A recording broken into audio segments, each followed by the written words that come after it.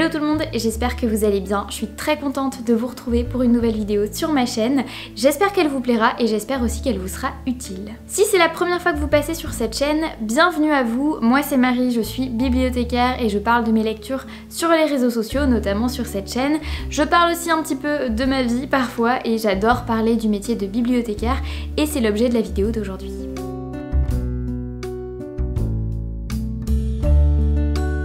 Parmi mes objectifs de l'année 2022, il y avait la promesse que je vous ai faite de faire une vidéo sur le métier de bibliothécaire. Et c'est la vidéo d'aujourd'hui. Aujourd'hui, je vais vous parler notamment de mon parcours, voilà, les études qui m'ont permis d'arriver à ce métier, mon entrée dans le métier, les différentes expériences professionnelles que j'ai pu avoir en amont, et puis où est-ce que j'en suis aujourd'hui, voilà, par quelles étapes je suis passée pour devenir bibliothécaire. En préparant cette vidéo, je me suis dit que le mieux c'était que je fasse une série de 3 vidéos pour vous permettre d'approfondir encore plus le sujet. Aujourd'hui on va parler de mon parcours, mais dans les vidéos suivantes j'irai un petit peu plus loin sur comment on devient bibliothécaire. Cette série de vidéos je la fais parce que j'adore mon métier, parce que j'aime énormément partager autour de ce sujet et puis aussi parce que beaucoup d'entre vous m'envoient des questions sur le métier de bibliothécaire. Alors j'adore y répondre, j'adore parler de mon métier, mais je me suis dit que faire une vidéo spécifique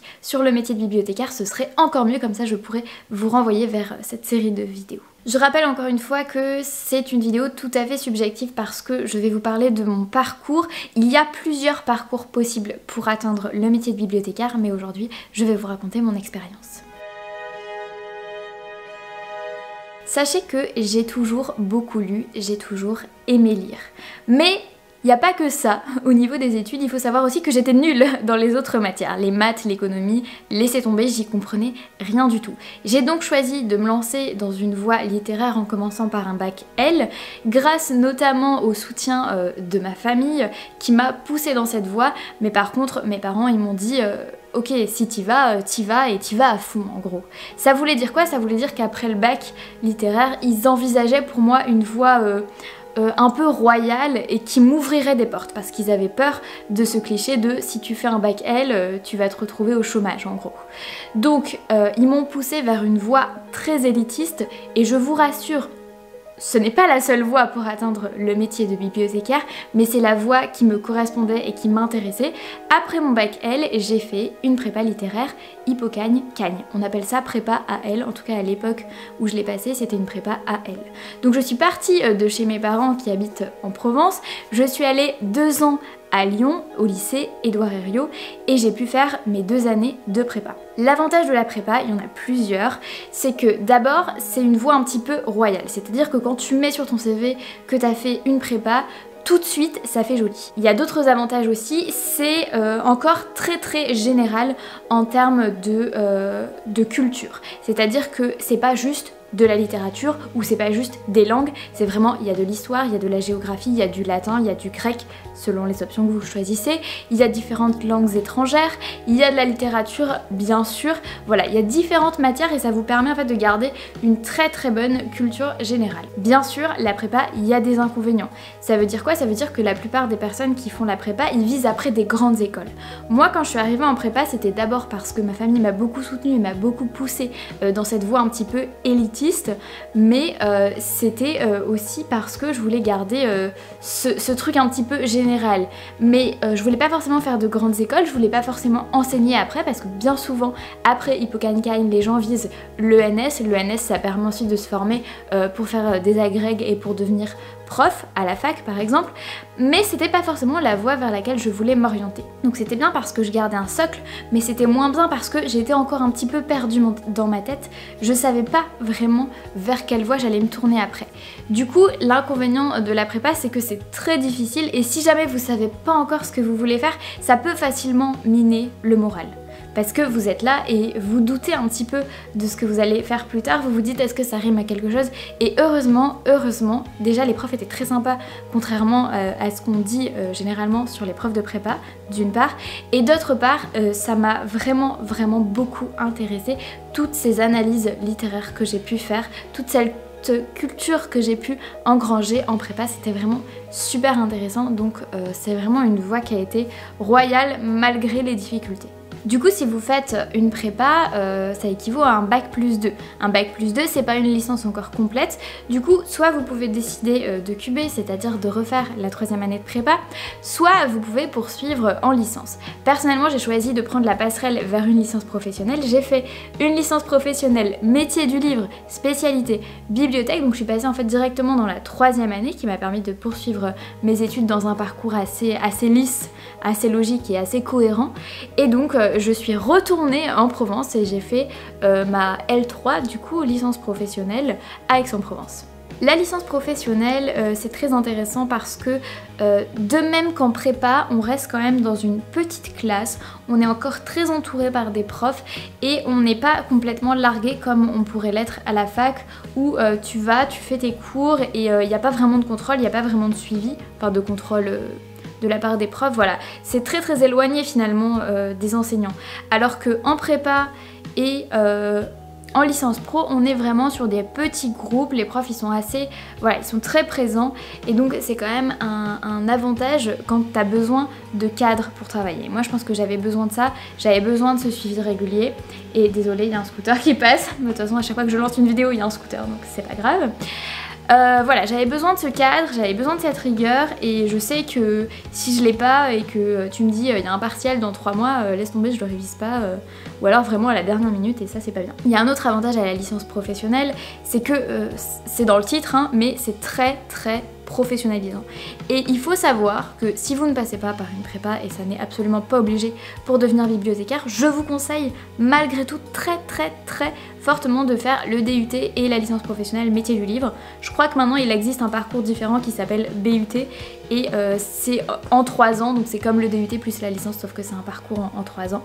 Et c'est très demandé de la part de la part des recruteurs en fait, c'est-à-dire que lorsque vous passez un entretien d'embauche pour aller bosser en médiathèque, c'est hyper reconnu. Donc en gros j'ai eu beaucoup de chance parce que ma famille m'a énormément poussée, énormément soutenue dans mes études, déjà avec le bac littéraire que mes parents ont accepté malgré le risque que ça pouvait être, en tout cas à leurs yeux. Ensuite, ils m'ont vraiment tiré vers le haut avec la prépa et ça m'a permis d'engranger beaucoup de culture générale et un très grand intérêt pour la littérature et pour l'analyse des textes, avec beaucoup de classiques. Et enfin, la licence professionnelle, ça m'a permis d'élargir mon panel culturel, mon panel de lecture vers de la littérature un peu plus contemporaine.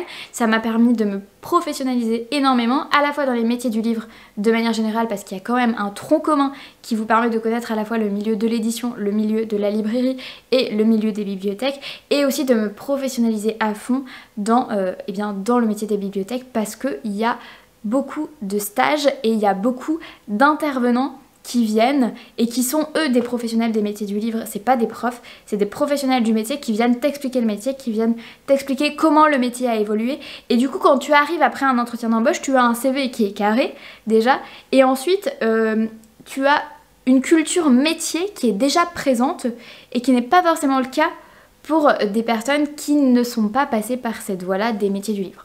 Donc si jamais vous êtes intéressé par les métiers du livre et que vous ne savez pas, que vous êtes au niveau du bac et que vous ne savez pas quoi faire après, je vous conseille très sincèrement cette voie des métiers du livre qui est vraiment très recherchée quand vous postulez pour devenir bibliothécaire. Puisqu'aujourd'hui on parle de mon parcours, je vais enchaîner sur les différentes expériences professionnelles que j'ai pu avoir au cours de ma vie. Faut savoir que j'ai 24 ans, je suis sur ma 25e année, donc j'ai pas eu énormément d'expériences professionnelles, mais je voudrais vous en parler quand même parce que ça a permis de me mener jusqu'au métier que je fais aujourd'hui. Je parlais du plus petit stage jusqu'au stade où j'en suis aujourd'hui parce qu'il faut savoir que le premier stage que j'ai fait, c'est un stage qu'on nous demandait de faire quand on était en 3e, je l'ai fait dans une médiathèque. Et déjà, c'était un univers qui me plaisait. Ensuite, je vous l'avais dit tout à l'heure, quand j'ai été en prépa, il y avait cet inconvénient de la prépa où j'étais pas encore tout à fait sûre de ce que je voulais faire. Et du coup, encore une fois, mes parents étaient très présents et m'ont suggéré de refaire un stage. Donc sur une de mes semaines de vacances de prépa, j'ai pris les choses en main et j'ai postulé pour faire un stage totalement... comme ça, spontanément, c'était pas un stage qui était demandé par la prépa, mais j'ai demandé à faire ce stage à nouveau dans une médiathèque près de chez mes parents. C'est une médiathèque qui m'a beaucoup plu et il faut savoir que quelques années plus tard j'ai été amenée à travailler là-bas. Donc j'ai fait un stage d'1 semaine là-bas. Ça m'a permis en fait de confirmer ce que le premier stage, mais qui était déjà très lointain, de 3e, m'avait apporté, l'impression qu'il m'avait donnée. Ça a confirmé ça et je me suis dit ok. J'étais en 2e année de prépa, je savais pas encore vers quoi me tourner après et je me suis dit d'accord, donc l'année prochaine je postule dans une licence métier du livre. Avant d'entrer dans ma 3e année d'études post-bac, donc avant de passer en licence métier du livre, j'ai choisi entre la prépa et la licence de faire un job d'été. Et j'ai eu la chance d'être embauchée en librairie, à la librairie Fontaine-Luberon, donc c'est à Apt. Et c'était vraiment une chouette expérience parce que je travaillais avec beaucoup de jeunes qui étaient là l'été et donc c'était une super team. Ça m'a permis aussi de découvrir le métier de libraire et c'est un métier que je trouve aussi très intéressant. C'est super gratifiant de pouvoir conseiller un livre et d'avoir le retour des personnes qui reviennent te voir et qui te disent franchement le livre que vous m'avez conseillé c'était génial. Donc j'ai beaucoup aimé cet aspect et je me suis dit tout va bien, je vais le retrouver avec l'aspect bibliothéconomique, avec l'aspect du métier de bibliothécaire. Donc j'ai travaillé à peu près 3 mois dans cette librairie, ça m'a permis de me faire un petit peu d'argent de poche et ça m'a permis de conserver aussi un contact si au cas où, voilà, avec un libraire. Et donc cette librairie m'a rappelé 2 ou 3 fois sur des week-ends où ils avaient besoin de renfort, par exemple sur des vacances ou des choses comme ça. Donc à Noël, je vous raconte pas, j'étais la pro des papiers cadeaux à la librairie Fontaine.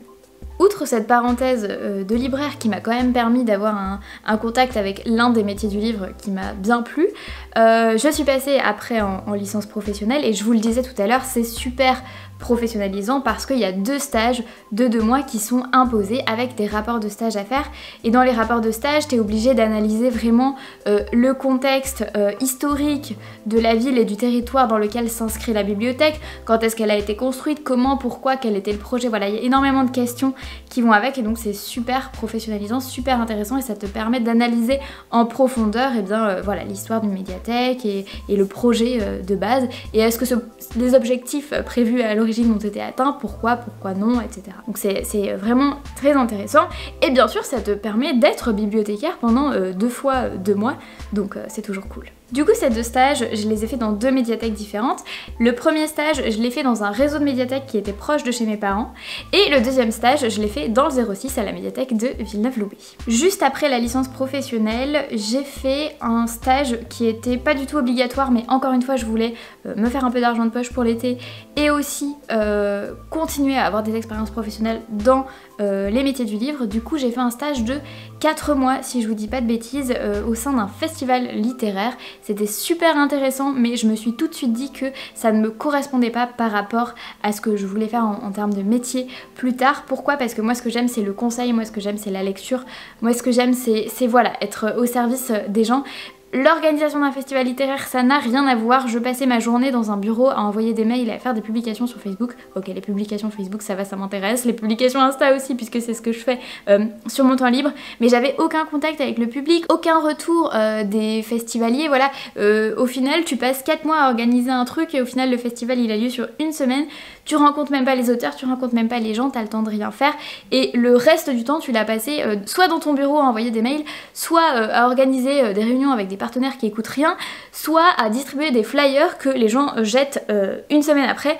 Donc vraiment, c'était une expérience qui m'a pas forcément intéressée d'un point de vue professionnel. Je me suis pas dit en faisant ça waouh ça va être ça mon métier plus tard, au contraire. Mais c'est bien parce que du coup ça m'a permis de me faire un peu d'argent de poche pour l'été, de tester un autre univers et vraiment de me conforter dans l'idée que non, ce que je voulais faire c'était bibliothécaire. Je passe au métier de bibliothécaire en lui-même. Alors je vous ai parlé des études, je vous ai parlé des stages, maintenant je voudrais vous présenter un petit peu le parcours vraiment dans les médiathèques que j'ai pu faire. Alors pour vous resituer un petit peu le contexte, en fait j'étais pas sûre et certaine que juste après ma licence j'allais me mettre à travailler. J'avais postulé dans 2 masters, un master monde du livre qui était à Aix-en-Provence et un master à Grenoble qui était plus tourné vers la critique et la création littéraire. Et je m'étais dit ça doit être super intéressant donc j'avais postulé parce que j'étais pas trop sûre de vouloir travailler tout de suite. Et en fait, j'ai eu beaucoup de chance parce que parmi les bibliothèques dans lesquelles j'avais travaillé, en tout cas parmi les réseaux dans lesquels j'avais bossé, il y a l'une des directrices qui m'a rappelée pour me dire qu'il y avait un poste qui se libérait pour 9 mois parce que une ancienne collègue partait en disponibilité. Donc c'est une option qu'on a dans la fonction publique quand on veut en fait quand on veut quitter notre emploi, soit on démissionne mais on peut plus réintégrer la fonction publique à moins de repasser un concours, soit on demande une disponibilité. Donc en fait c'est un petit peu comme un congé sans solde, on n'est pas payé, on peut travailler ailleurs, ou alors ça peut nous permettre de, par exemple, de garder un enfant, voilà. Il y a plusieurs options en fait. Et donc j'ai décidé d'accepter puisque c'était pour 9 mois de remplacer une collègue. Et je me suis dit c'est parfait parce que ça tombe juste après mon stage au sein du festival littéraire. Et si je fais les 9 mois et que ça me plaît, je continue. Et si je fais les 9 mois et que ça me plaît pas, et ben je sais que je peux repartir sur une année scolaire et éventuellement me réorienter, etc. Et en fait, et ben ça m'a plu. Ça m'a plu, alors du coup j'ai fait ces 9 mois-là dans une médiathèque que j'ai commencé en octobre 2018. Donc au cours de ces 9 mois, j'étais en CDD. Donc quand c'est en remplacement en fait sur une disponibilité, ça peut pas être un poste qui amène à une titularisation. Donc dans le privé, ce serait l'équivalent d'un CDI. Et en fait, au bout des 9 mois, la collègue que je remplaçais a décidé de ne pas revenir. Donc son poste était libre. Du coup, on m'a stagiairisée sur ce poste-là. La stagiairisation, c'est quoi? C'est un petit peu comme une période d'essai dans le privé. C'est un moment qui permet à ton employeur de voir si tu corresponds bien aux critères, etc. Et au bout de cette période de stagiairisation, du coup, tu peux être titularisé, donc c'est ce qu'on disait tout à l'heure, l'équivalent d'un CDI. Et la période de stagiairisation, si tout se passe bien, elle dure 1 an. Donc j'ai fait cette période de stagiairisation pendant 1 an et au bout d'1 an j'ai été titularisée.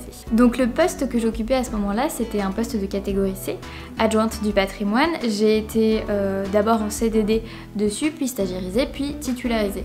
Une fois que vous êtes titularisé, c'est bon, vous êtes fonctionnaire. Donc je suis devenue fonctionnaire de catégorie C, adjointe du patrimoine. Il faut savoir que le poste de catégorie C, il peut être accessible avec uniquement un bac. Par contre après, si vous voulez monter sur des postes de catégorie B ou de catégorie A, il faut avoir fait un peu plus d'études et il faut bien souvent passer un concours.